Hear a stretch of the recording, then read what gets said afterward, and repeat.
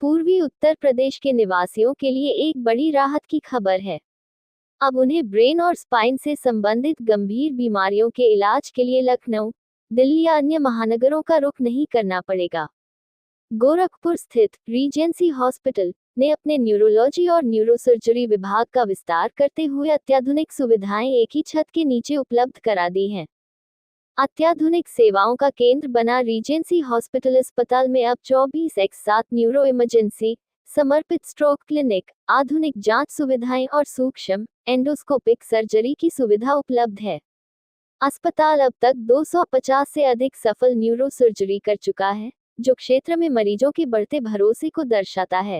ये गरीब पेशेंटों का जो एक रहता है कि हम जाएं ना जाएं, तो आयुष्मान कार्ड है तो सुविधाएं उपलब्ध है। इस 250 केस में से कम 150 आयुष्मान वाले न्यूरो सर्जरी की गई होंगी डॉक्टर साहब के द्वारा। जैसे जिनके पास आयुष्मान है सर, वो जानकारी का अभाव ही होता है, तो क्या कहना चाहेंगे? देखिए, जानकारी यही है कि हमारे पास आयुष्मान के लिए हम डायलिसिस भी कर रहे हैं, हार्ट सर्जरी भी कर रहे हैं, न्यूरो सर्जरी भी कर रहे हैं, यूरोलॉजी के भी केसेस कर रहे हैं। सब तरीके के सारे पेशेंट्स हम लेते हैं आयुष्मान सर्जरी। हम ये बताना चाहते हैं कि यहाँ पे आधुनिक न्यूरो साइंस की सारी सुविधाएं मौजूद है, जिसमें पूरी team neuro surgery, neurologist as well as critical care, जो गंभीर से गंभीर बीमारी है न्यूरो की, उसको हम डील करने में समर्थ हैं। किस तरीके से मतलब नई चीजों को जो है कर रहा है,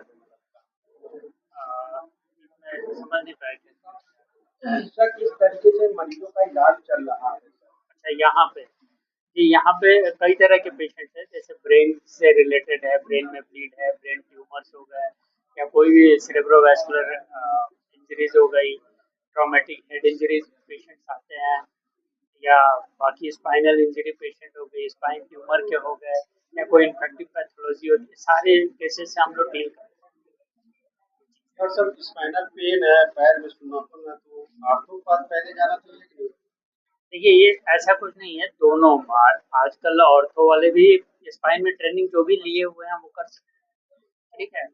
तो बट एक्चुअली हम लोग जो है यहाँ पे एंडोस्कोप की सुविधा है। एंडोस्कोप एक ऐसी चीज़ है जिसमें कॉम्प्लिकेशंस के रेट कम होते हैं। जैसे अगर हम नेकेड आई से, खुले आंखों से ऑपरेशन करते हैं, तो उसमें कई बार जो विजिबिलिटी होती है, जो दिखने की वो क्षमता होती है, वो कम होती है। एंडोस्कोप या कहिए माइक्रोस्कोप के प्रेजेंस से आपकी विजिबिलिटी इंप्रूव हो जाती है, तो कॉम्प्लिकेशंस के रेट कम होते हैं। और कोई भी चीज़ है, जैसे कि पहले तो बीमारी को पहचानना, फिर उसमें नीड क्या है, जरूरी नहीं कि हर केस मरीज कहाँ पहचानेगा? स्पाइनल पेन और पैर में सुन्न, तो आर्थोपैथ जाता तो कहते न्यूरोपैथ जाओ, वहाँ चला जाता पहले आर्थोपैथ। अब वो तो बहुत अजीब सा सिचुएशन है। मरीज कैसे समझे कहाँ किसके पास पहले? नहीं, आप आ सकते हैं, न्यूरो को दिखाइए, अगर देखते हैं किस एज तक करा सकते हैं जी।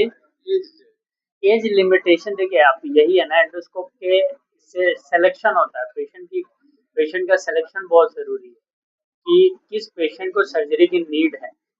जरूरी नहीं कि 100 मरीज आए, 100 को 100 ऑपरेट कर दो आप, ये नहीं। अगर किसी को नहीं ले रहा हो, हाँ, नहीं तो वो बीमारी पहचानना, सबसे पहले तो हम बीमारी पहचानने की क्या है। कई बार जरूरी नहीं है ट्यूमर होता है तो ऑपरेट करना होगा, कई बार मैलिग्नेंसी जो स्प्रेड हो गई वो हो सकता है, कई बार टीबी हो सकती है, कई बार चोट लगने की वजह से होता है, कई बार डिस्क हर्निएशन से। हाँ, बेसिकली वही मैं कहना चाह रहा हूँ, जांच कराते हैं, फिर हम उस निष्कर्ष पे पहुंचते हैं कि ऑपरेशन करना है कि नहीं करना। अगर करना है तो इम्प्रूवमेंट, तो फिर हम करते हैं।